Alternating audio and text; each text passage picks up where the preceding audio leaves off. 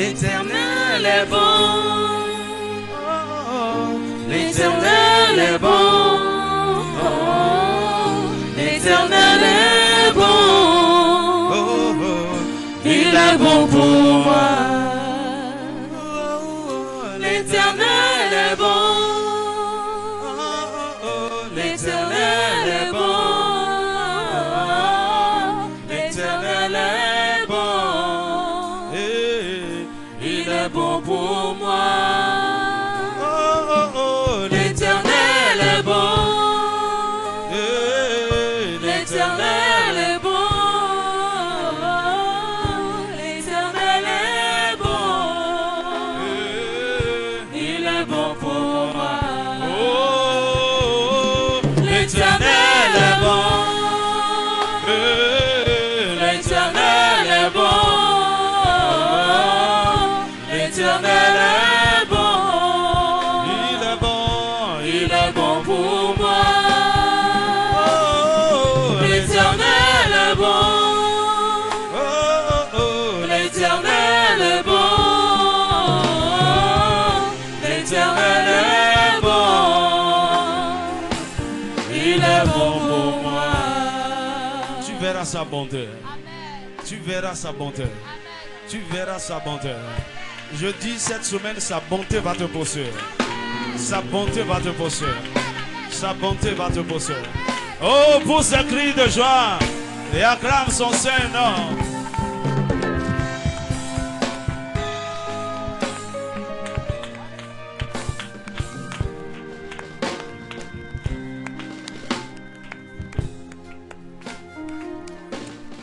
Alléluia.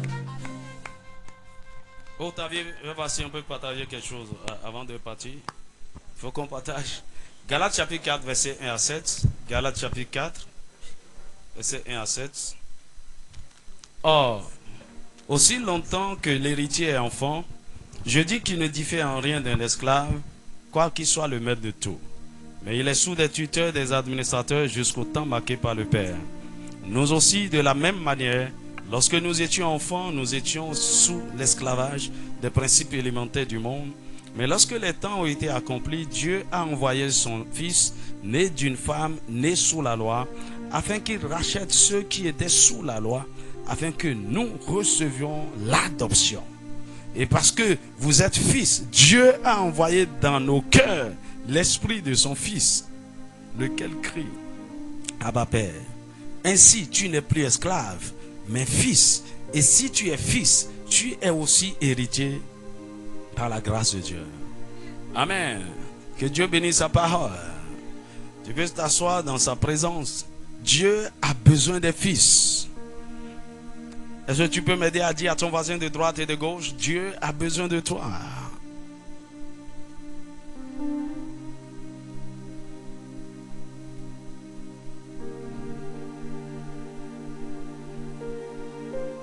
Lorsque les parents, ils se gênent, ils se tracassent pour nourrir les enfants, est-ce que c'est pour leur bien ou bien pour le bien des enfants? L'enfant n'a plus d'appétit. Il dit: on va lui prendre des vitamines. L'enfant ne mange pas. Tu vois, il y a nos mamans qui ont cette technique. L'enfant ne veut pas manger, l'enfant ne peut pas prendre bouillie. Il y a une façon de terrasser l'enfant et de lui donner la bouillie by force. Et tu puis entends: pourquoi c'est forcé de manger? Est-ce que c'est forcé? Mais pourquoi tu fais ça? On nous a fait ça. Dis-moi amen.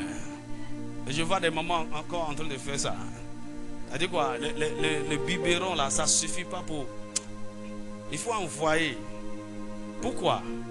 La santé de l'enfant, le bien-être de l'enfant est une préoccupation pour la mère. Dis-moi amen. Non seulement ce qu'elle est en train de faire, c'est pour le bien de l'enfant. Parce que si l'enfant est mal nourri, maladif, chétif, bizarre, ça montre l'irresponsabilité et l'incapacité des parents. Dis-moi amen. Alors donc l'enfant est en train, on est en train de nourrir l'enfant afin qu'il grandisse pour son bien Mais c'est aussi un devoir et une responsabilité des parents. Cela prouve qu'ils sont vraiment des parents matures. Dis-moi amen. Et c'est pourquoi à un moment donné, tu dis, hey, l'enfant va à l'école. Tu l'inscris à l'école. Une école chère. Ah, je veux une bonne école. On dit, ah, c'est cher, je vais payer. Mais pourquoi tu fais ça?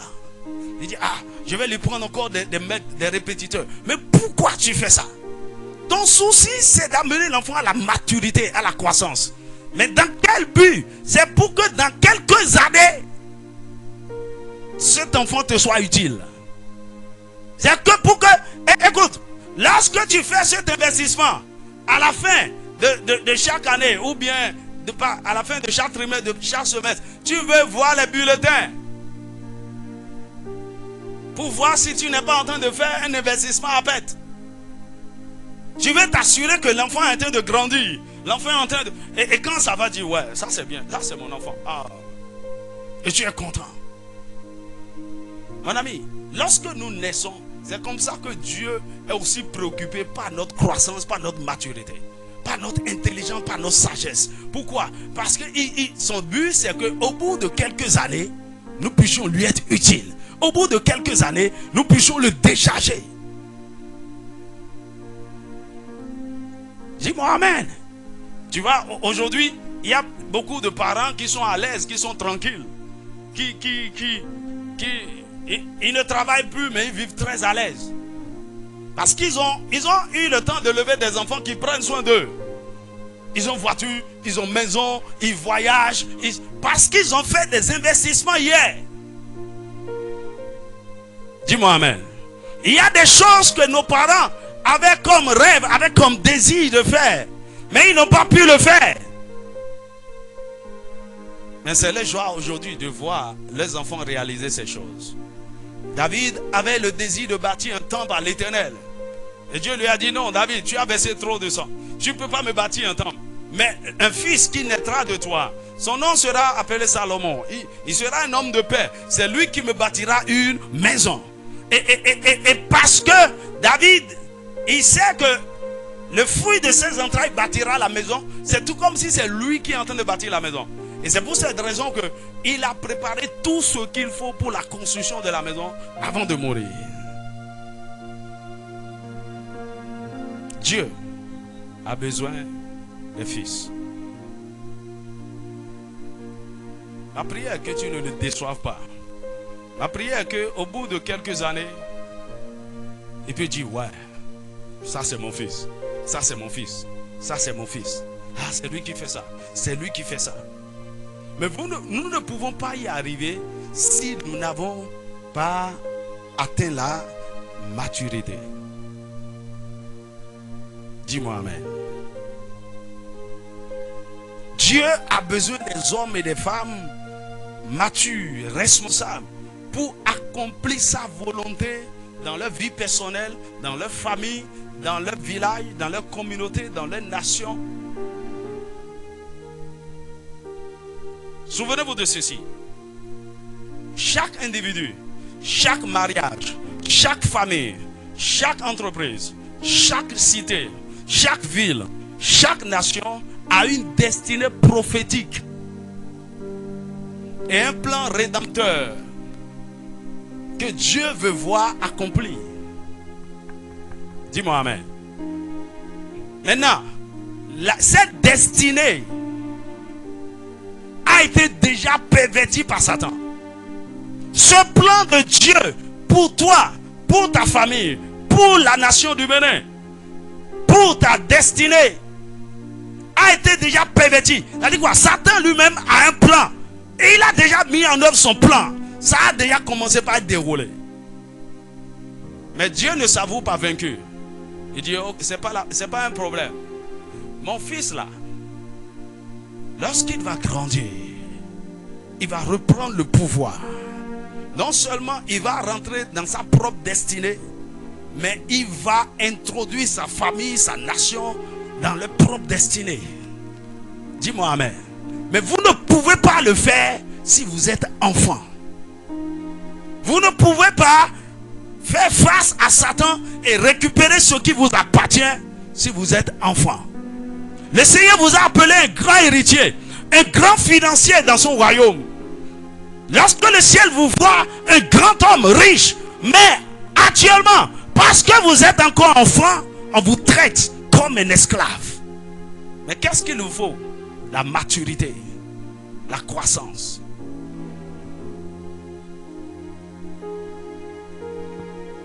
Dis-moi amen. Vous savez, le souci de chaque homme d'affaires, de chaque grand leader dans n'importe quel domaine, c'est d'avoir des successeurs. En particulier parmi ses enfants biologiques. Dis-moi amen. Et parce qu'il est en train de poursuivre de grandes choses. En fait, les visions, les choses qu'il veut faire, vous savez, il n'y a aucun homme qui a une vision, qui a tout le temps pour l'accomplir pleinement. Est-ce que vous me suivez?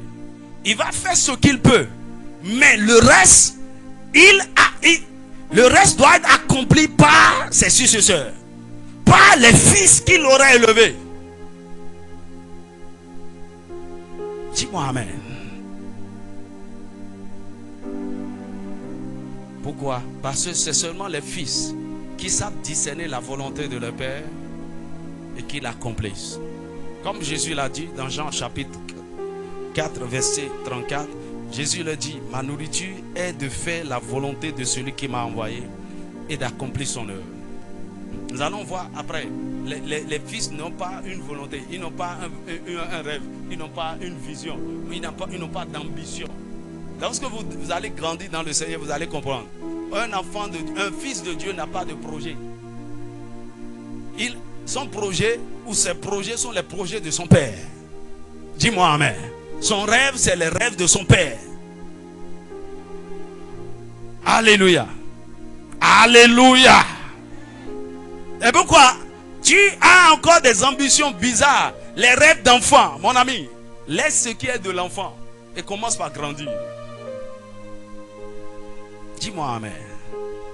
Vous savez que avant tout, devenir un fils est dans votre avantage, car c'est ce qui nous permet d'occuper notre place, de dominer sur nos ennemis et de prendre possession de notre héritage en Christ.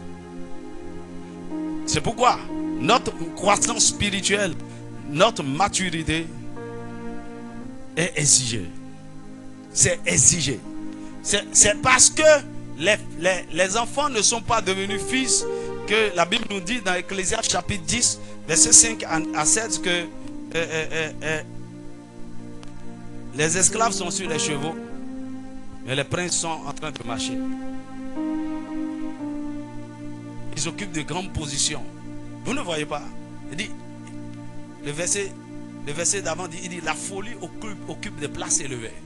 Ils sont chefs d'entreprise, ils gouvernent, ils contrôlent des domaines, des secteurs, ils ont le monopole de tel, des enfants, des gens qui sont censés être esclaves. Ok? Pourquoi? Ces esclaves sont en train de gérer les biens des enfants parce que les enfants sont demeurés enfants. Ce sont les administrateurs qui gèrent les biens des enfants qui ne sont pas encore matures. Mais lorsque nous grandissons, nous prenons notre place sur les chevaux. Dis-moi amen. Dis-moi un vrai amen. En 2019, on a commencé par sillonner le Bénin. On a parcouru essentiellement les principaux royaumes. Les vrais royaumes qui ont marqué l'histoire du Bénin. On était dans le royaume d'Alada, on était dans le royaume d'Abomey, dans le royaume de Niki, dans le royaume de Sabalou, de Djougou. Alors, dans le royaume d'Alada et d'Abomey, ils nous ont raconté comment se fait la succession. Et ça m'a beaucoup impressionné. Parce que quelque part, je vois que nos ancêtres, ils opéraient selon une sagesse inspirée par Dieu. Dis-moi amen. Par exemple, dans le royaume d'Alada, le roi ne désire pas son successeur. Ce n'est pas du genre, la royauté appartient à la lignée. Et puis c'est une succession patriarcale, ça vient du père au fils. Non. Ok, il y a plusieurs lignées qui sont éligibles au trône. Ok, maintenant c'est à la mort du roi que le prêtre de phare, il va jeter le phare, il va consulter l'oracle et l'oracle va désigner qui sera roi. Maintenant, ils nous ont raconté que lorsque le phare désigne le roi, il peut arriver que le roi désigné soit mineur. C'est-à-dire quoi, un enfant qui n'a même pas 10 ans, un enfant de 12 ans, c'est lui le roi. Il dit maintenant, lorsque c'est un enfant, on ne l'intronise pas. Mais on le prend comme roi potentiel. Il est récupéré de sa famille. En tout cas, le palais le prend en charge. Et il est éduqué, il est pris en charge par certaines personnes. Il est éduqué et préparé jusqu'à ce qu'il atteigne la maturité avant d'être intronisé. Maintenant, pendant le moment où il est encore en train d'être préparé, ça peut durer des années. Ce sont les anciens, le conseil des sages ou le conseil des ministres qui dirigent le royaume. Dis-moi amen. Et donc quand le roi devient mature, et puis les sages ont jugé que voilà, le roi est maintenant capable de régner, on l'intronise maintenant. Il était roi, mais il n'est pas encore mature. On attend donc sa maturité pour qu'il soit officiellement intronisé. De la même manière, nous sommes tous des rois, ayant des royaumes, ayant des trônes, ayant des domaines où Dieu nous a appelés à régner. Mais aussi longtemps que nous sommes enfants, le trône reste vacant. Et Dieu nous prépare. Le Saint-Esprit nous prépare.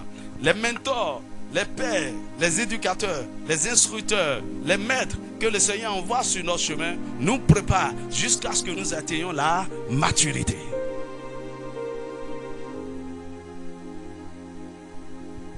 Pendant qu'il était enfant, est-ce qu'on peut l'appeler roi? Oui. Mais est-ce qu'il règne encore? Non.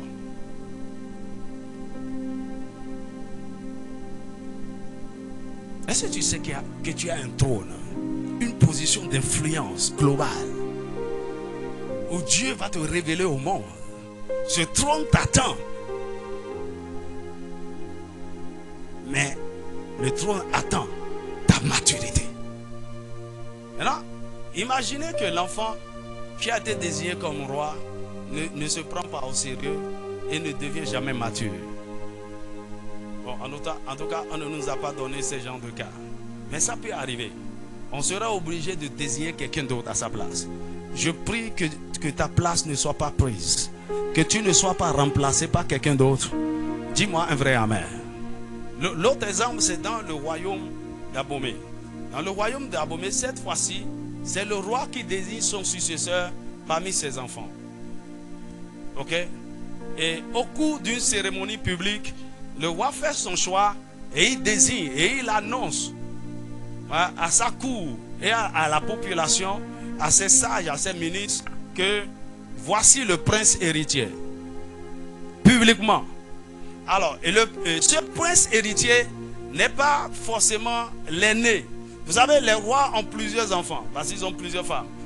Ils ont plusieurs enfants. Donc, ce prince héritier n'est pas forcément l'aîné. Ça peut être le cadet, ça peut être le benjamin. Ok? Mais le roi le choisit à cause de son sens de responsabilité, de devoir et de sacrifice. On voit son attitude, son comportement, comment il se comporte déjà. On dit non, celui-ci serait un bon roi. Alors le roi le désigne et l'annonce publiquement. Et lorsqu'il l'annonce à Abomey, on l'appelle le prince héritier Vidaho. Non pas parce qu'il est soit le premier-né, non. C'est comme ça on l'appelle, Vidaho. Quel que soit son âge. Et on sait que dans quelques années, lorsque le roi va mourir, c'est lui qui sera roi. Mais en attendant, lorsqu'on l'a désigné, qu'est-ce qui se passe? Le roi lui construit un palais privé. Hello? Il construit un palais privé. Lorsque vous allez à Abomey, vous allez voir là où il y a les palais royaux. Et quelque part dans un autre quartier, j'ai oublié, vous allez voir le palais privé de Béhanzin, par exemple. Qui a déjà vu ça? Qui a déjà visité Abomey? Donc il a son palais privé. Et il a sa cour, il a son conseil. Et le roi lui délègue une partie de ses responsabilités et de son autorité. Il laisse certaines affaires du royaume à sa charge pour voir comment il va gérer. S'il est vraiment responsable, s'il est mature.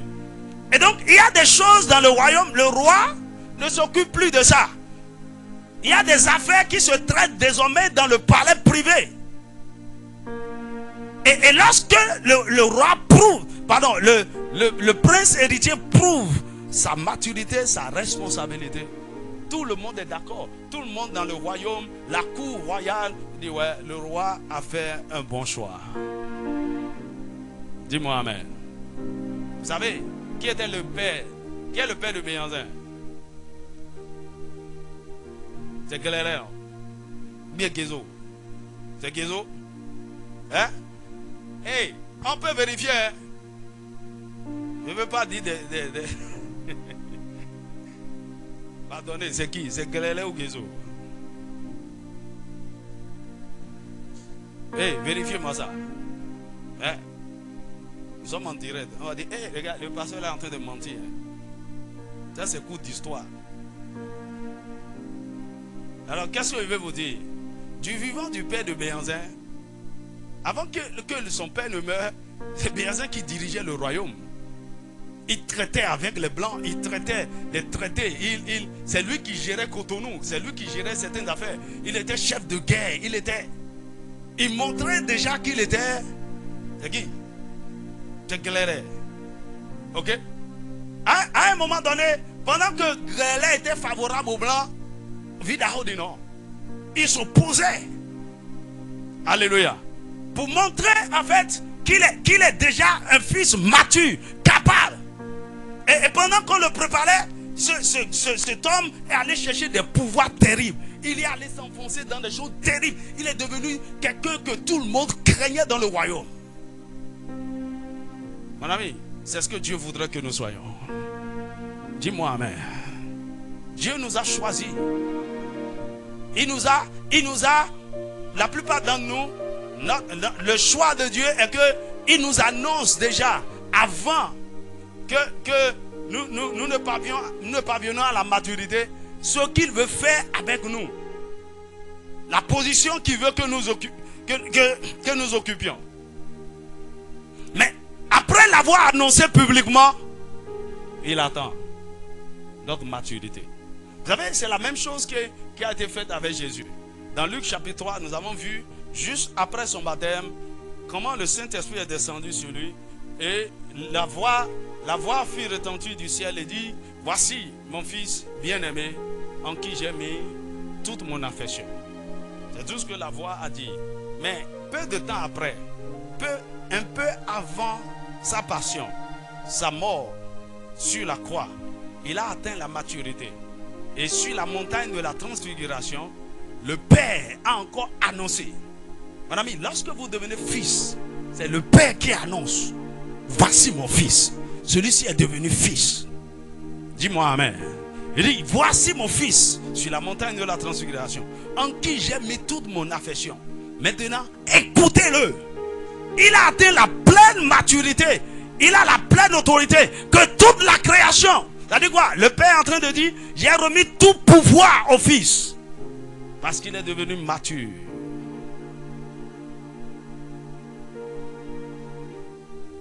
C'est ce qu'on appelle fils adopté. C'est la position que vous atteignez dans le Seigneur, où Dieu vous confère tellement d'autorité et de puissance. Et c'est comme il vous donne une procuration. Et tout ce que vous faites, tout ce que vous allez dire en son nom, le ciel valide cela et la terre obéit. Dis-moi amen. Aide-moi à dire à ton voisin, grandir. Alors, dans le naturel, la croissance n'est pas quelque chose de magique. On ne vient pas et on impose la main à un enfant de 2 ans au nom de Jésus. Reçois la taille. Mais toi comment tu es chétif comme ça? Reçois un peu de chair. Non. C'est un processus dans lequel la personne qui veut grandir est aussi impliquée. Dis-moi un vrai amen. Alors, c'est quoi la maturité? Je vais parler de ça rapidement et nous allons. C'est quoi la maturité spirituelle? La maturité spirituelle est le but ultime de la vie chrétienne. C'est le stade de plein développement spirituel que chaque enfant de Dieu doit poursuivre et atteindre. Le stade de plein développement spirituel. C'est l'état d'un fils de Dieu mûr, avisé, sage et accompli. Et le processus qui permet d'atteindre cet état désiré par Dieu est la croissance spirituelle. La maturité spirituelle est la fortification de notre homme intérieur, c'est-à-dire de notre esprit. Éphésiens chapitre 3 verset 16. C'est-à-dire, lorsque nous sommes nés de Dieu, notre homme intérieur est faible. Et c'est ça, comme un enfant est faible physiquement à cause de son âge, lorsque nous naissons de nouveau, c'est comme ça que notre homme intérieur est faible. Mais la volonté de Dieu est que nous devenions forts. Il dit, afin qu'il vous donne selon la richesse de sa gloire d'être puissamment fortifié dans l'homme intérieur. Alors, ce qui fait la force, la capacité, la puissance, l'autorité d'un homme spirituel, ce n'est pas son corps physique.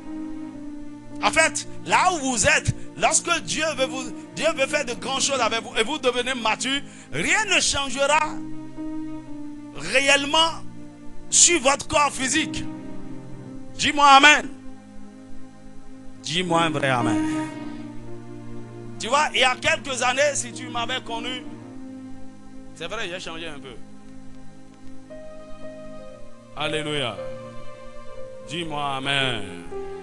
C'est Dieu qui fait grâce, hein, sinon. Ah, mais j'ai vu des photos de moi-même, j'ai dit, hey, Dieu est bon, hein. Dieu est bon. Dis-moi amen. On peut changer un peu physiquement, mais en réalité, la chose la plus intéressante, c'est ce que nous sommes en train de devenir à l'intérieur. Ce que nous sommes en train de devenir dans notre homme intérieur. Ce que nous sommes en train de devenir spirituellement, émotionnellement, mentalement.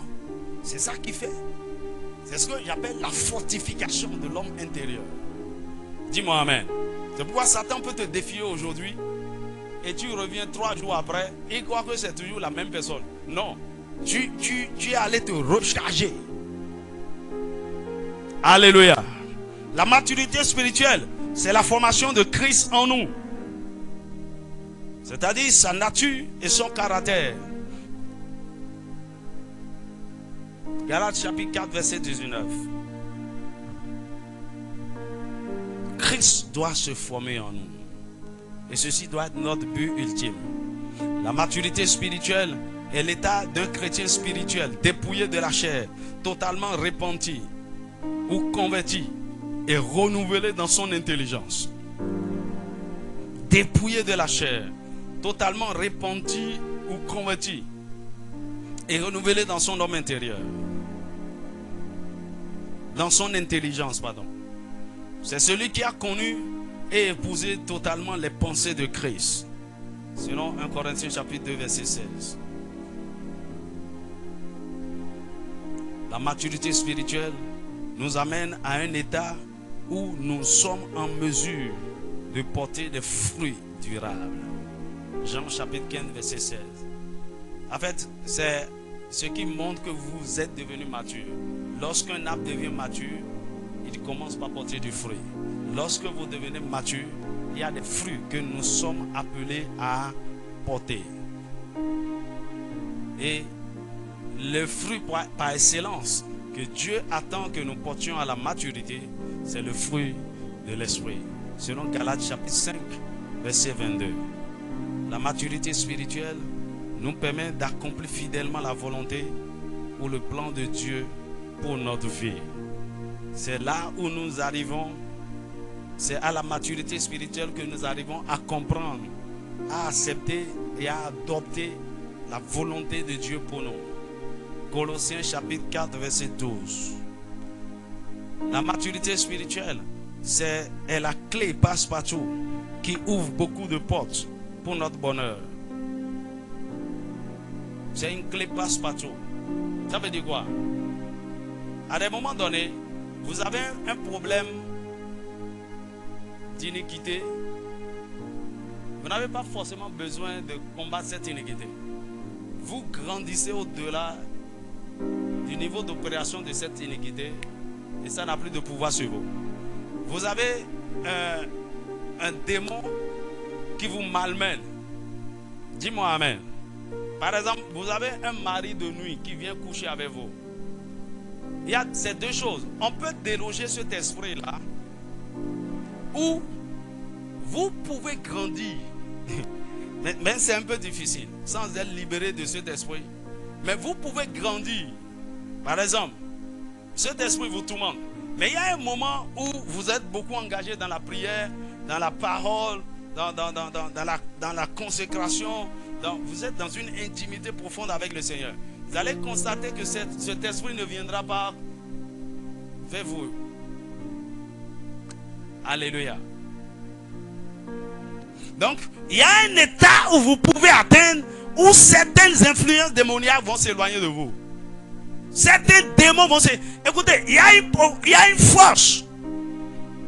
Il y a une puissance venant des hôtels de ton père qui te réclame. Il y a une dimension de maturité que tu atteins où cette force-là te relâche. Dis-moi amen. Il y a certaines choses pour lesquelles tu es en train de prier. Tu n'as pas besoin de prier. Tu as juste besoin de grandir. De rentrer dans la dimension où tu as un droit légal à ces choses. Dis-moi amen. Est-ce qu'on est ensemble? C'est pourquoi je dis la maturité spirituelle, c'est la clé passe-partout qui règle beaucoup de problèmes dans votre vie. Donc au lieu de chercher, oh Seigneur délivre-moi, Seigneur délivre-moi, Seigneur donne-moi ceci, Seigneur donne-moi ceci. Tout ce que vous essayez d'avoir par la force, ok, en dehors de la maturité, c'est pour un temps. Ça ne va pas durer. C'est comme je vous disais le dimanche passé, quelqu'un peut se forcer et rentrer dans le mariage sans être mature pour le mariage. Et là, ce serait une frustration. Ça dit quoi? Au lieu de commencer par jouir du bonheur marital dès que tu es marié parce que et tu es mature, tu t'es marié en étant bébé spirituel.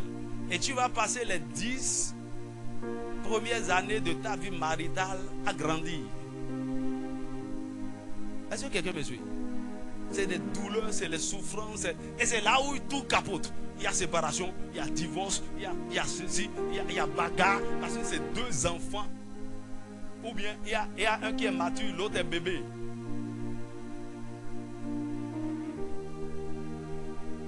Mon ami, c'est pourquoi ma prière pour toi, c'est quoi? Ne faut pas chercher les choses.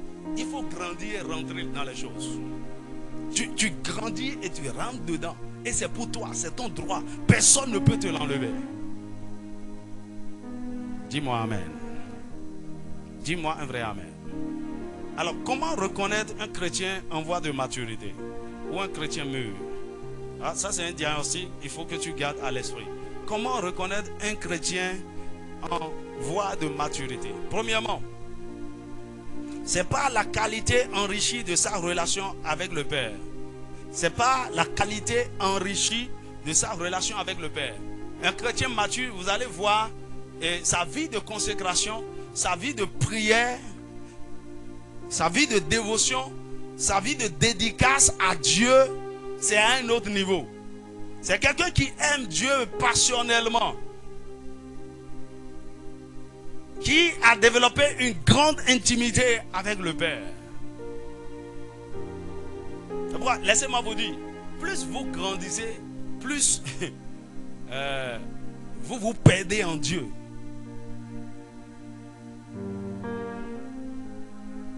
Est-ce que tu comprends mon français là?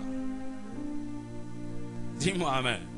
Lorsque nous sommes bébés, nous ne sommes pas vraiment attachés à Dieu. Mais au fur et à mesure que nous grandissons, nous devenons de plus en plus intimes avec lui. Notre vie de prière, notre vie de consécration, notre dévotion, notre soumission à Dieu devient évidente. Il dit, ah, elle aime trop Dieu, elle aime trop prier, elle aime la présence de Dieu, elle aime l'église, elle aime lire, il est tout le temps en esprit, il est tout le temps en train de... Voilà.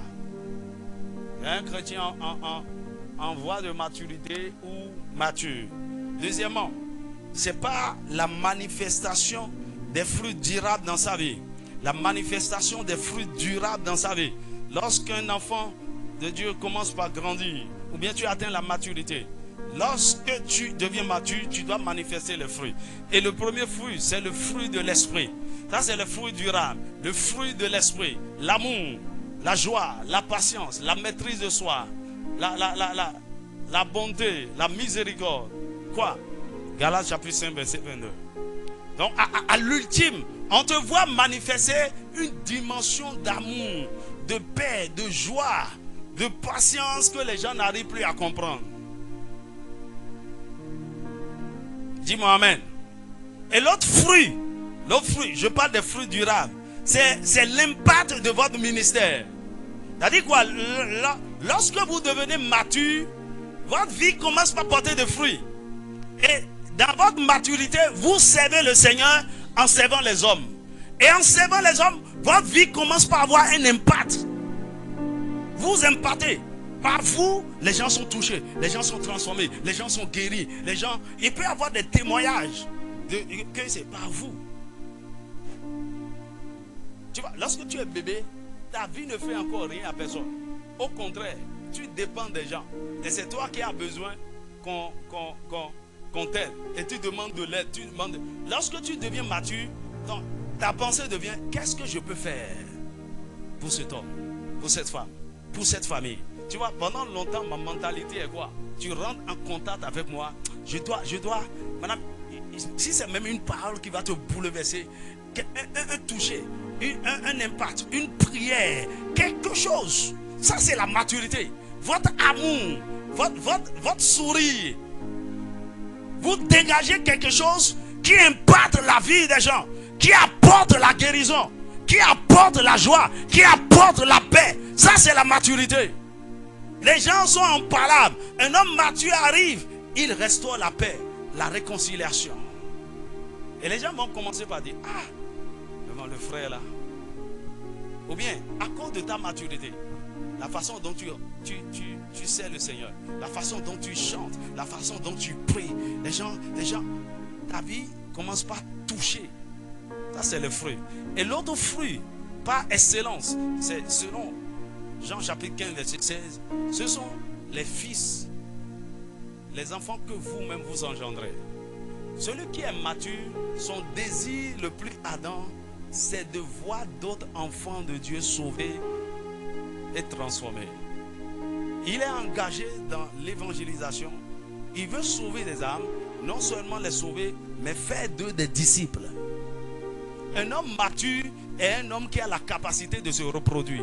Si ton désir n'est pas de voir les gens sauvés autour de toi, en commençant par ta propre famille, tu n'es pas encore mature. Parce que l'enfant ne pense qu'à lui-même. Dis-moi amen. Quelqu'un me disait, il dit: ah, pasteur, quand on a reçu le Seigneur, on était élèves étudiants. Notre passion est d'aller gagner, d'aller sauver des âmes, de prêcher. Mais qu'est-ce qui arrive aux jeunes aujourd'hui? Qu'est-ce qui arrive à l'église aujourd'hui? Les gens ne veulent plus s'occuper de... Le problème, c'est une affaire de maturité.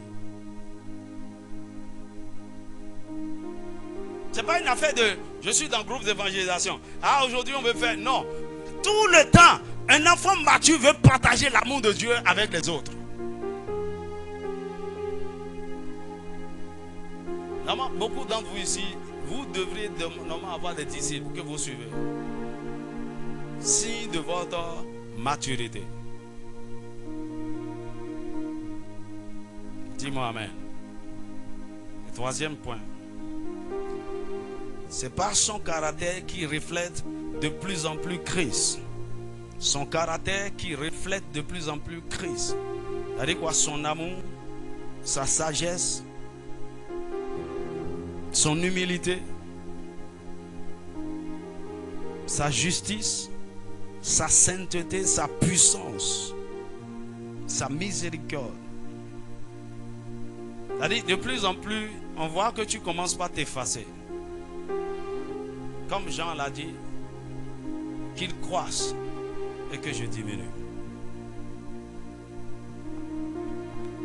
On voit l'humilité, l'amour, une sagesse quand tu parles, un calme, mais surtout une puissance de Dieu que tu manifestes. Vous savez quoi? Lorsque vous manquez de faveur, c'est votre caractère qui a un problème. Lorsque vous grandissez dans le bon caractère de Christ, vous allez commencer par jouir de la faveur auprès de Dieu et des hommes. En plus, vous manquez de faveur, posez des questions par rapport à votre caractère. Dis-moi amen. En fait, comment les gens, vous devenez, en fait, vous touchez les vies et les gens viennent aussi en bénédiction pour vous. C'est votre caractère qui les affecte. C'est pas autre chose. C'est votre caractère que les gens admirent. Et on désire s'identifier à vous. On désire vous aider. On désire même semer dans votre vie. Il y a même des choses que les gens voient en vous et disent, je veux avoir ça. Est-ce que je peux semer dans ta vie pour avoir ça?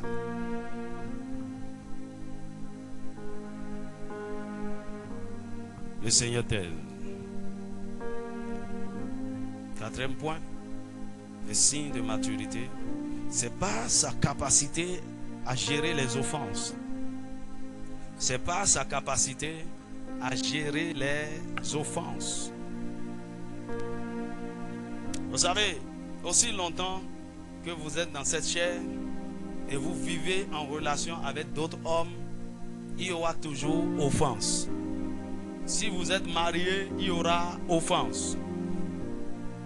Si vous travaillez quelque part, vous êtes dans une église, il y aura offense. Les gens vont faire quelque chose pour vous blesser.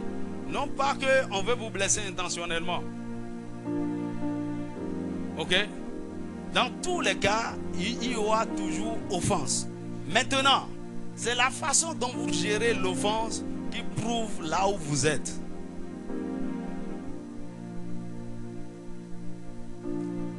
Alors pour l'homme mature, Dieu a donné des prescriptions sur comment gérer l'offense. Il faut pardonner. Il faut aller voir celui qui a un problème avec toi et régler le problème. Si la personne refuse, allez voir les anciens de l'église, allez voir. Alors Dieu nous a prescrit des choses. Alors maintenant, lorsque l'enfant est blessé, il commence par se renfermer sur lui-même. Et il commence par développer des comportements d'évitement. Même dans le mariage, un enfant qui est blessé, il est couché sur le lit avec sa femme. Un enfant, c'est vrai, il a 30 ans. Mais il s'est couché de l'autre côté. Et il dit, faut pas me toucher. C'est un enfant.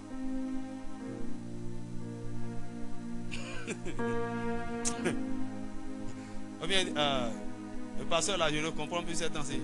Il commence pas à m'énerver. Je ne vais même plus à l'église là. Un enfant, bébé, c'est pas moi ton problème, mais tu es bébé. Tu es bébé. Ah, la soeur m'a mal parlé. C'est pourquoi moi je n'aime pas servir dans les églises. C'est une semaine j'ai fait dans la chorale là seulement. Bon problème là, bébé, grandis.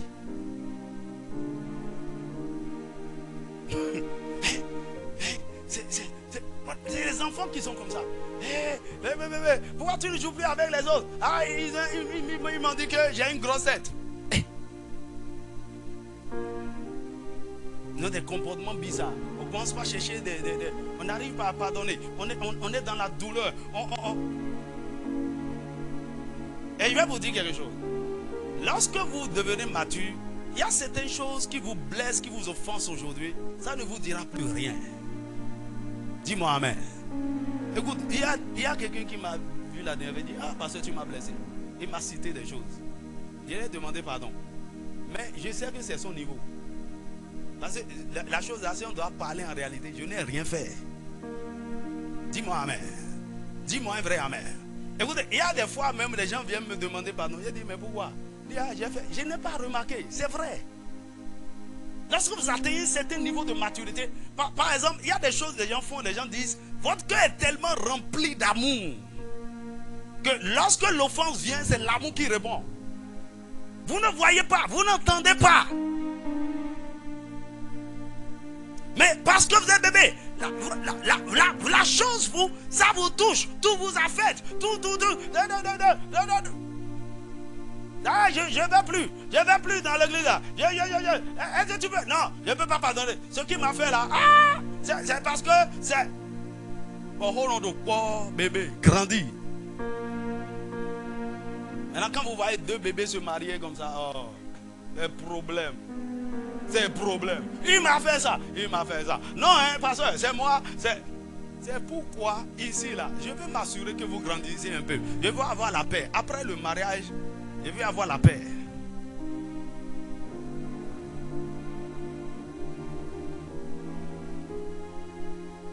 Dis-moi amen. Tu vois, ça fait plus de 10 ans que je suis marié. Bon, avec ma femme, il y a des différends de temps en temps. Mais en fait, je ne me rappelle plus la dernière fois où on s'est querellé. C'est la maturité. On gère les choses avec maturité, avec calme, avec... Mais un enfant, hier, ce que je disais hier là, on n'avait pas fini. Mon ami, c'est fini. C'est fini.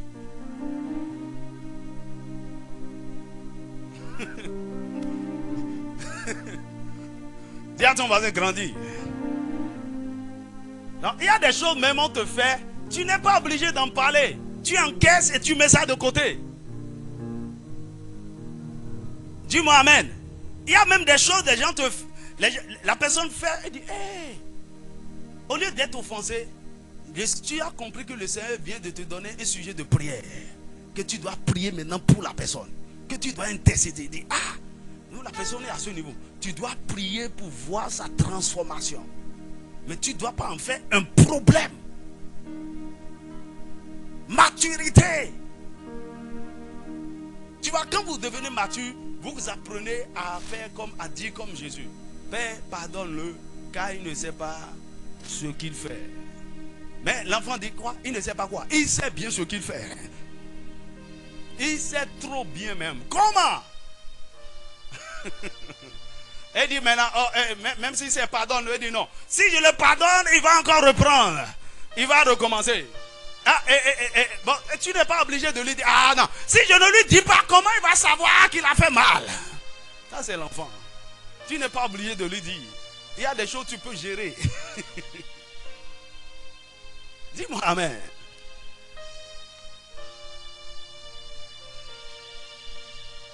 Tu vois, tu as dit, on veut se marier, et nous sommes en fiançailles. Et ça vous arrive de ne pas vous parler pendant 3 semaines. Allez vous amuser, vous les deux là, allez vous amuser. C'est le mariage, ça se gère comme ça. C'est que le diable attaque tout le temps. Et vous-même, vous allez devenir des potes. Dans le mariage, que le soleil ne se couche pas sur votre colère. C'est la devise. Et il faut avoir l'humilité. Même quand tu as raison, tu dois chercher à faire la paix. Amen, les enfants, ils sont orgueilleux. Ah non, moi je n'ai rien fait. C'est lui qui doit venir me voir. Et c'est lui qui doit venir me voir. C'est ça qui fait que depuis 3 mois, le problème est là. Il doit venir me voir. Il n'est pas encore... j'attends, il n'est pas encore venu. Je l'attends. Mon ami. Dis à ton voisin grandi. Maintenant, actuellement, là, à qui tu ne parles pas? Parce que la personne t'a offensé.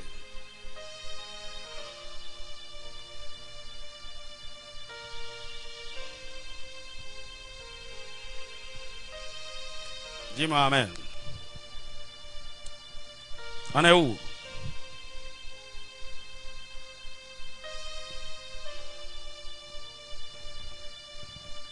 La capacité à gérer les offenses.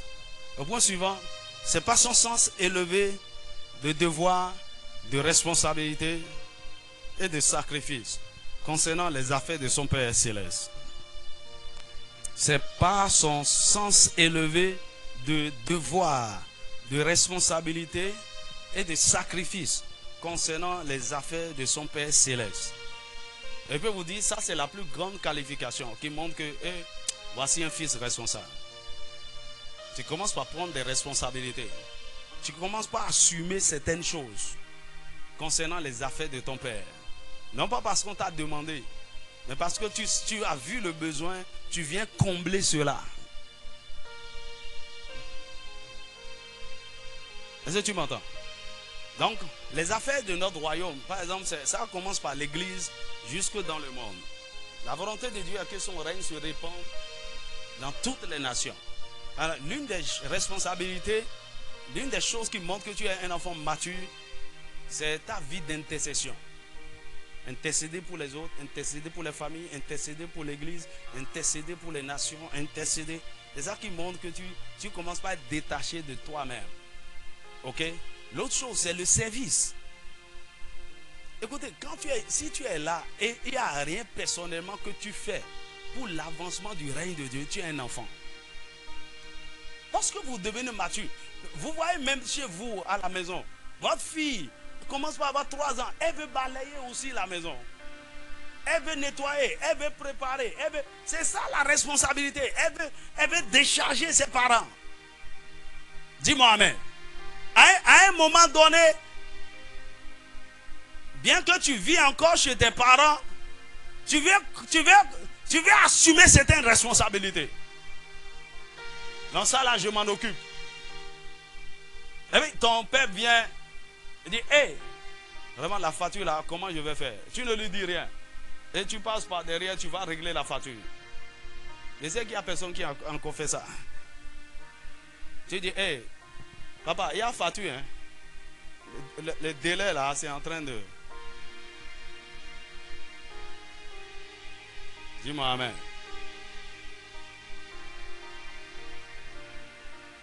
Les enfants disent, c'est sa responsabilité. C'est lui qui doit faire. Ah, papa, il y a telle chose, hein? Eh, papa, il y a telle chose, hein? Papa, l'ampoule de la maison est grillée.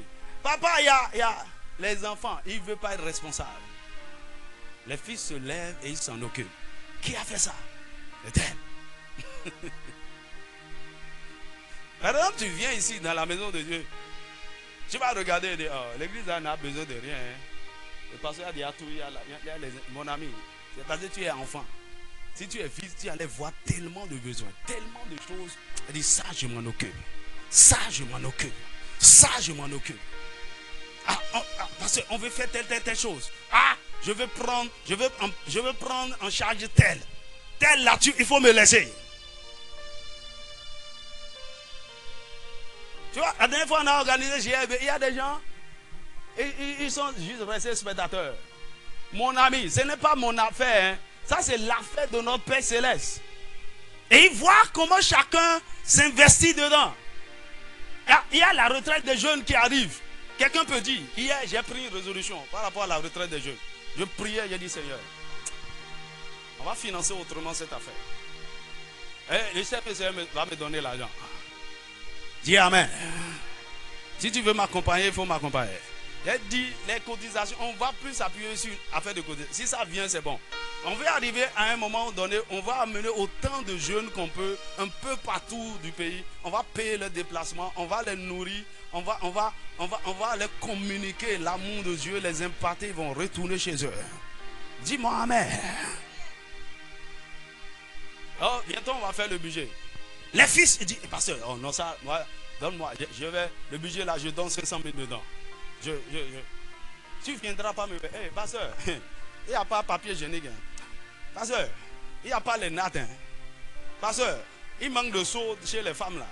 Pasteur, hey, ma soeur, achète les seaux. Il y a ton voisin responsabilité.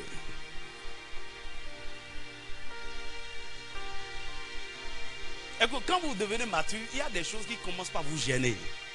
Ça commence par vous gêner. Même étant dans la maison de votre père, vous avez 25 ans, 30 ans. Ce n'est pas parce qu'on ne vous a pas chassé que vous continuez pas à manger gratuitement la maison à votre âge.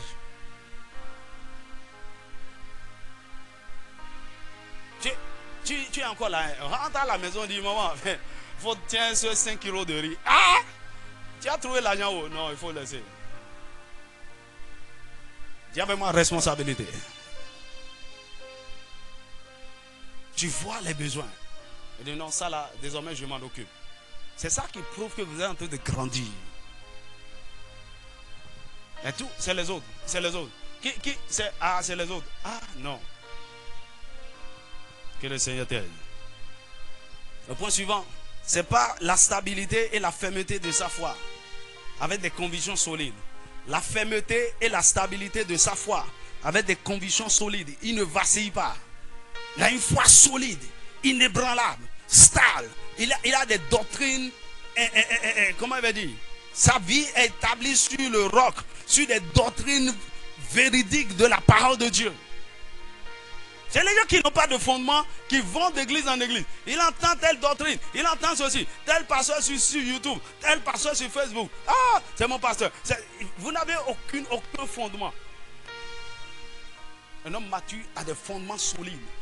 Et écoutez-moi, chaque enfant doit savoir de quelle tribu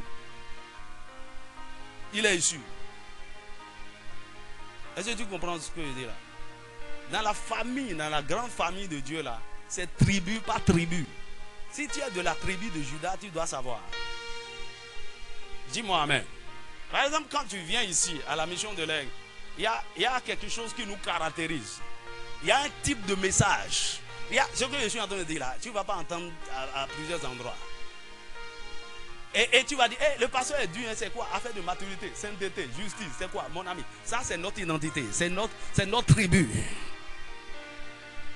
On met l'accent sur l'enseignement. On veut bâtir des gens. On veut que tu accomplisses ta destinée. On veut que tu sois toi-même. On veut que tu sois une personne équilibrée, spirituellement, maritalement, financièrement, professionnellement, ministériellement. Tu sois prospère à tous égards.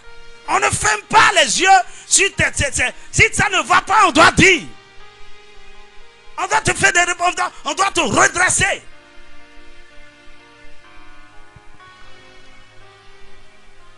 C'est pourquoi si tu appartiens réellement à cette mission, tu ne peux qu'écouter des paroles, les pasteurs qui prêchent des choses semblables à ce que je prêche. Dis-moi amen. Quand tu vois n'importe quel pasteur, façon, tu es mélangé. Ça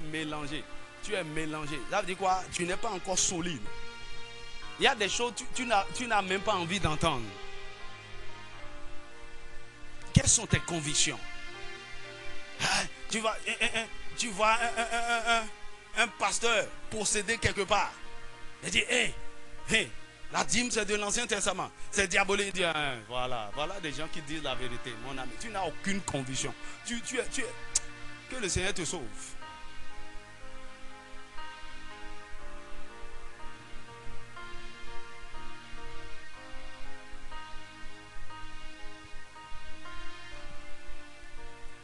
Il faut travailler à avoir une fondation solide.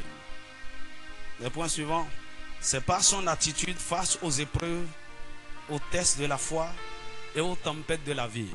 Son attitude face aux épreuves ou aux tests de la foi et aux tempêtes de la vie. De temps en temps, Dieu va vous éprouver. Quand tu dis que tu es mature, non? Il va te tester. Le test de la foi. Il y a des épreuves qui viendront pour te faire passer au niveau supérieur. Il y a des tempêtes que Dieu va permettre. Ça va souffler dans ta vie. Il va voir comment tu vas te comporter. Est-ce que tu vas garder la foi? Est-ce que tu vas renier Dieu? Est-ce que tu vas faire des compromissions? Est-ce que tu vas retourner dans le monde? Est-ce que tu vas... Il y a des gens, à cause des difficultés financières, ils ont fait des compromissions, aller rentrer dans des alliances, coucher avec des hommes, coucher avec des femmes, faire des tous, juste à cause d'un petit secousse. Ta foi n'a aucun fondement. Tu as renié tes principes, tes valeurs, juste pour gagner de l'argent. Je veux te dire quelque chose. Il y a une bénédiction dans la souffrance. Accepte la souffrance, traverse ça jusqu'au bout. Ne cherche pas des raccourcis. Il y a des choses que Dieu, tu sais que le Seigneur a permis ceci, mais ce n'est pas pour toujours. Tu vas traverser et sortir. Laisse que la chose fasse le temps que Dieu a voulu que ça fasse. Ne cherche pas des raccourcis. Parce que les souffrances ont cette chose. Ça nous bâtit. ça nous rend inébranlables. Ça nous rend... Mon ami, il y a des choses que j'ai traversées. C'est ce qui a fait de moi ce que je suis aujourd'hui. Je t'ai dit, j'ai traversé le couloir de la mort. J'ai traversé des humiliations, de toutes sortes de choses. Ma foi reste inébranlable. Tu ne sortiras pas d'une tempête et dire, ah vraiment, cette affaire de Dieu là, moi je ne comprends plus. Hein. On dit que Dieu là, il a ses favoris. Hein. Ainsi même, moi, cette affaire de... Moi, je vais te dire ceci. Parce que tu es enfant de Dieu, les tempêtes viendront. Tout dépend de sur quoi ta maison est bâtie. Si c'est sur la parole, si c'est sur le roc, tu seras inébranlable. Dis-moi amen. Il y a des gens qui ont été emportés comme ça par les tempêtes. Il a quitté la foi, il est devenu païen, il est devenu rastaman.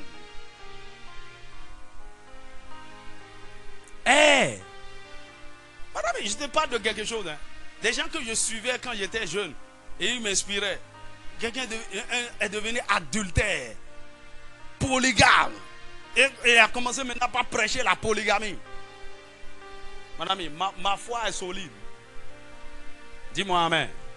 Il y a quelqu'un qui m'a dit, il dit, Ben, tu aimes la fille là? Tu vas voir le pasteur, il va prier pour vous, il va vous sanctifier. Vous pouvez commencer par coucher ensemble. Il dit, regarde, fils de Satan. Fils de Akab et de Jézabel. Tu veux me tuer? Mon ami, je connais la parole, je connais le fondement. Tu vois, et on vend ça à un bébé spirituel et tout. Il a dit, ah, et le pasteur dit, oui, hein, c'est vrai. La fille dont je ne connais pas le père, je n'ai fait aucun engagement, je n'ai pas donné d'ordre. Je peux commencer par coucher avec. C'est quel évangile ça?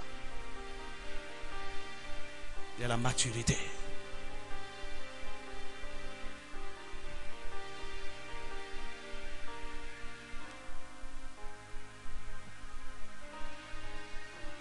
Dis-moi amen. Le point suivant, c'est pas son progrès dans la soumission aux autres.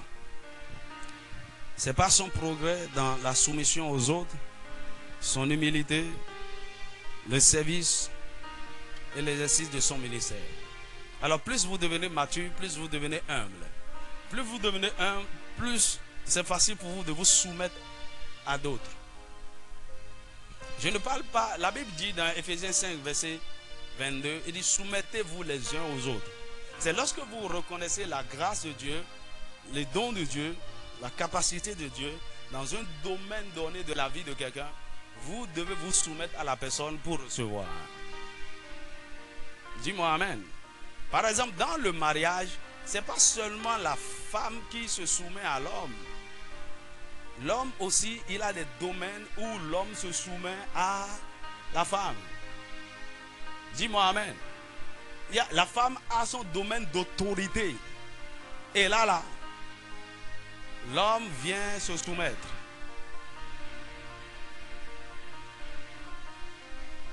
Dis-moi amen. Tu vois, il y a des domaines chez moi, ce n'est pas mon problème, ce n'est pas mon affaire. Je donne plein pouvoir à mon épouse de faire. Il faut décider. Alléluia. Dis-moi amen. Il y a des domaines, par exemple, il y a plein de trucs. C'est pas que je ne peux pas faire ou bien je ne sais pas faire. Ça m'ennuie. Elle peut le faire. Je me soumets à elle dans ce domaine. Fais-moi ceci, fais-moi ceci. Dis-moi amen. Maintenant, c'est la maturité qui vous amène à ça. Et en vous humiliant, en élevant l'autre, ça ne diminue rien en vous. Dis-moi amen. Tu vois, l'homme veut montrer à tout moment qu'il est le chef. Il est le chef. C'est moi, c'est moi, c'est moi, c'est moi. Écoutez, et les gens immatures. Par exemple, quand tu vois un homme immature, il a de problème de voir sa femme s'élever.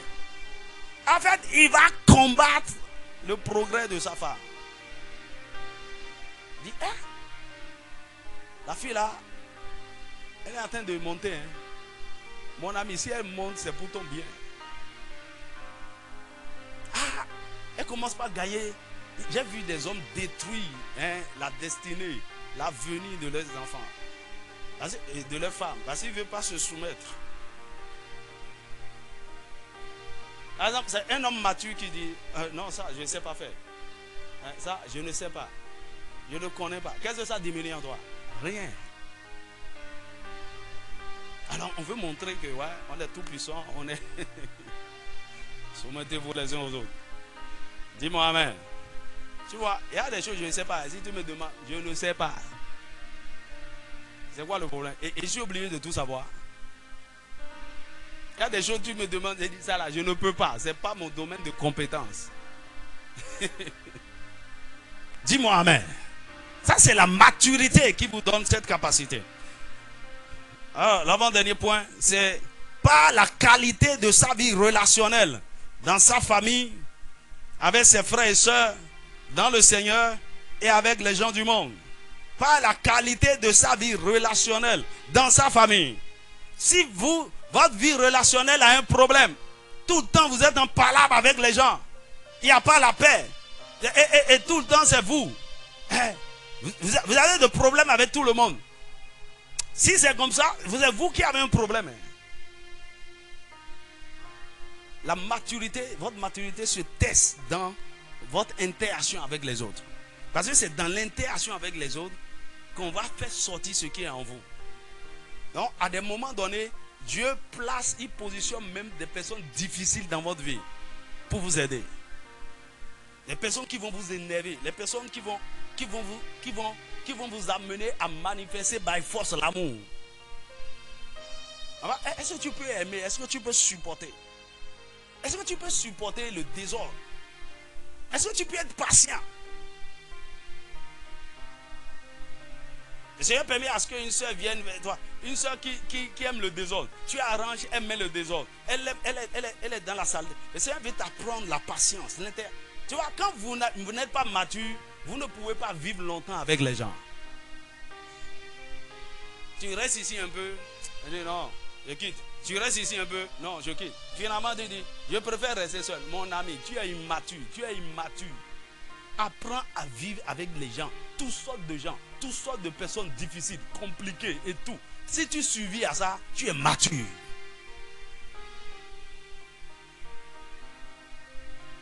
Tu vois, c'est pourquoi c'est difficile pour certaines personnes de se marier. Parce qu'à un moment donné, c'est pas comme tu fuis. Tu as un problème avec quelqu'un, tu fuis. Tu as un problème avec quelqu'un, tu disparais. Tu bloques les gens. Cette fois-ci là, vous êtes ensemble, ton pied, mon pied. Vous êtes dans la même chambre, vous dormez. Tu vas le voir, tu vas. Tu vas aller où? Tu l'évites, non? Vous allez vous croiser à la toilette, à la cuisine. Tu veux ou pas? Il va te parler. Tu es fâché, il va te parler. Il va te donner même des ordres. Et tu ne vois pas qu'on ne se parle pas. Pourquoi tu me parles? Cette temps-ci là, on ne se parle pas. Tu es fâché même, il dit, hey, ma chérie, viens, on va prier. Ah, quelle prière? Prière d'été, on ne peut pas prier ensemble. Des fois, les gens, tu veux entrer dans, tu veux pas vivre avec les gens. Aide-moi à dire à ton voisin, grandis. Non, tu ne sais pas ce que le Seigneur m'a. Il m'a amené à vivre avec des gens. Non pas que je ne peux pas payer le loyer. Tu sais ce que tu as de vivre avec les gens. Parfois on te met mal à l'aise, on t'impose des lois, on ne fait pas ceci, on ne fait pas ça. Et tout ça, ça vous apprend à grandir, à vous réadapter, à vous réorganiser, à vous. Je n'aime pas qu'on me parle mal, mon ami.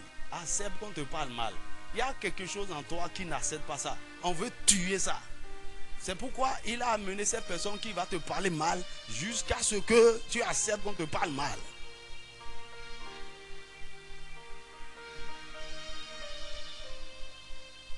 Dis-moi amen. C'est pourquoi il y a des hommes, pourquoi tu t'es marié?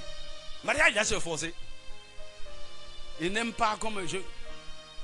Il y a même des gens qui ne supportent même pas les blagues. Blague, c'est ça qui a amené problème. Il dit, je blaguais. Hein? Quelle blague? Blague d'éternel.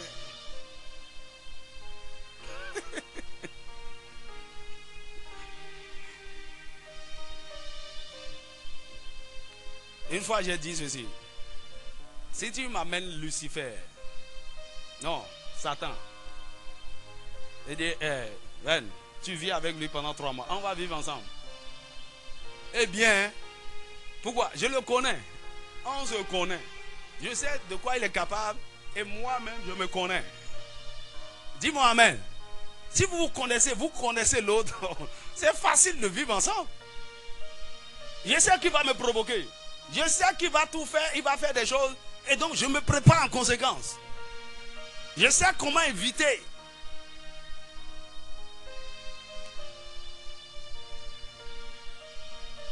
Votre vie relationnelle, tout le temps. Les problèmes avec les frères. Tu vas au boulot, c'est toi qui as des problèmes avec les gens. À l'église, tu as des problèmes. À la maison, tu as des problèmes.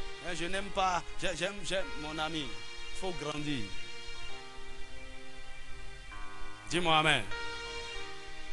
Ou bien tu dis, je n'aime pas, il y a des gens qui babadent trop. J'aime pas trop parler. Mon ami, à des moments donnés, tu dois parler. Tu dois parler. Tu vis avec des gens. Tu dois parler. Alors le dernier point, nous allons nous arrêter là. C'est pas sa générosité de plus en plus grande. C'est pas sa générosité de plus en plus grande. C'est avec joie et plaisir qu'il sème de façon continue et consistante dans la vie des autres et dans l'œuvre de Dieu. Qui c'est qu'il est avare ici? C'est pas un péché, lève ta main. Qui c'est qu'il est avare? Il dit, moi je n'aime pas donner. Ok, il y a des gens de nature qui sont comme ça, même depuis leur enfance, ils sont généreux. Mais il y a d'autres, c'est les agents. Ça ne sort pas comme ça. Même pour dépenser sur eux-mêmes, c'est un problème. Il y a les gars qui vont acheter aujourd'hui et des riz 100 francs, poisson 100 francs. Tu veux me mettre ça où? Dans tes narines?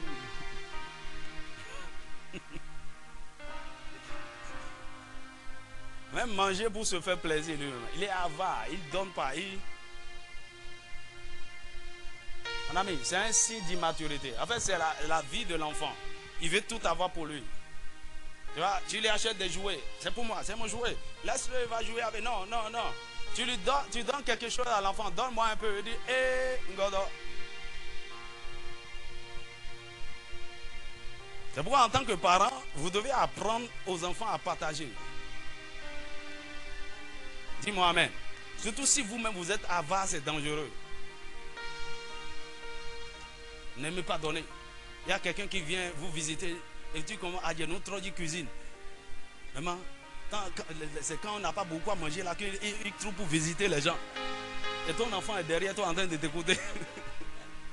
Le riz qui ne va pas nous suffire là. Et on lui a demandé s'il a faim. Il ne peut pas dire non, il dit qu'il a faim.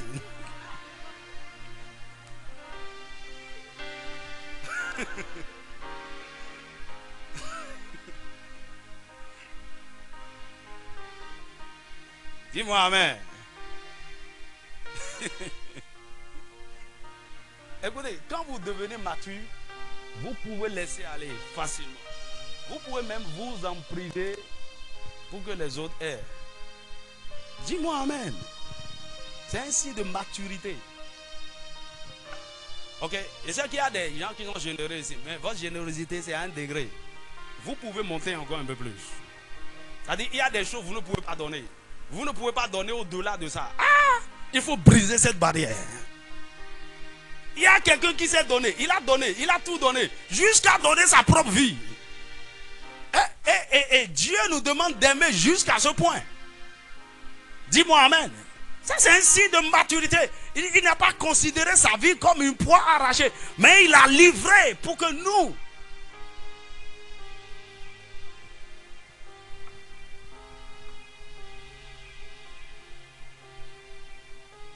Il y a un jeune homme ici, il a grandi, hein, il a grandi. Quand il était venu ici, je crois en 2017, on a fait les tests des dons là. Et au niveau de libéralité, il était totalement en bas. Il a dit, tu es avare, hein? Il dit, moi, je ne donne pas. Ok, aussi longtemps que vous êtes enfant ou bien vous êtes encore dans la chair non convertie, c'est normal. Et je lui ai dit, ça va changer. Aime le Seigneur. Continue de le servir. Continue par prier. Tu verras. Mon ami, ça a changé. Je l'ai vu transformer. Je l'ai vu transformer. Transformer. Transformer. Un jour, il m'a fait un don. J'ai dit, hé, tu es sûr? Faut pas venir après réclamer. Hein?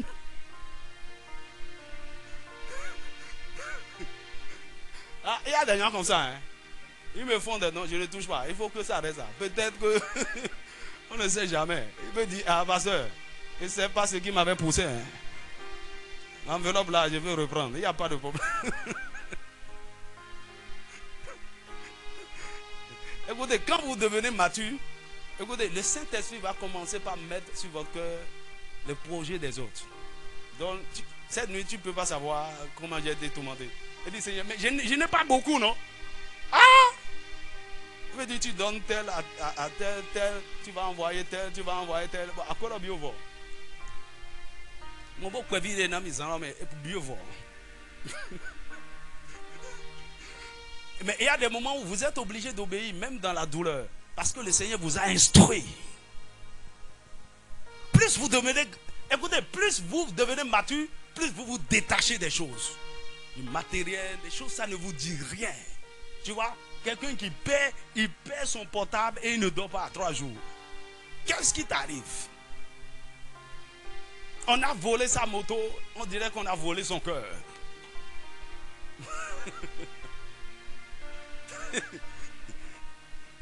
Dis à ton voisin, deviens généreux. Mais on le fait avec beaucoup de sagesse. Le Saint-Esprit va vous conduire. Vous n'êtes plus attaché aux choses. Là, c'est un signe de maturité. Vous pouvez tout donner au Seigneur. Tout donner pour sa gloire. Tout donner. Vous êtes heureux de voir les gens heureux. Vous êtes heureux que par vous, le Seigneur élève d'autres. Que les gens sourient. Et par vous, quelqu'un est retourné à l'école. Par vous, quelqu'un est diplômé. Par vous. Hein? Tu vois, la dernière fois, j'étais à Sinandé et un numéro m'a appelé. Et c'est une femme. Je dis, ah, je suis la maman de tel. Eh, pasteur, je veux vous remercier. Madame, il y a des prières, vous n'allez pas jamais recevoir si vous ne faites rien à personne. Dis-moi amen. Je dis, hé, tu as fait ça pour mon fils. Je ne connais pas la femme.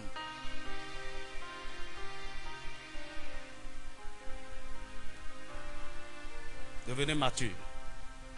C'est moi, ma femme, mes enfants. Ça s'arrête là. Mon, ma main, mon, ma main, mon, ma main, mon. Change d'adjectif. Change. Tout est possessif. Tout est possessif. Quand vous grandissez, vous devez savoir, vous êtes intendant des biens de Dieu. Vous n'êtes pas propriétaire. Il vous a donné juste le privilège de gérer pour lui. Ok. Et la dernière chose qui montre que vous êtes mature, c'est votre niveau élevé d'obéissance à la voix de Dieu. Niveau élevé d'obéissance à la voix de Dieu. Niveau élevé d'obéissance. C'est quoi? Le Seigneur donne une instruction. Vous ne réfléchissez pas 2 fois. Il dit, hey, tout à l'heure il te dit, à 22h je vais te voir à Paraco. Tu dis, yes, ça.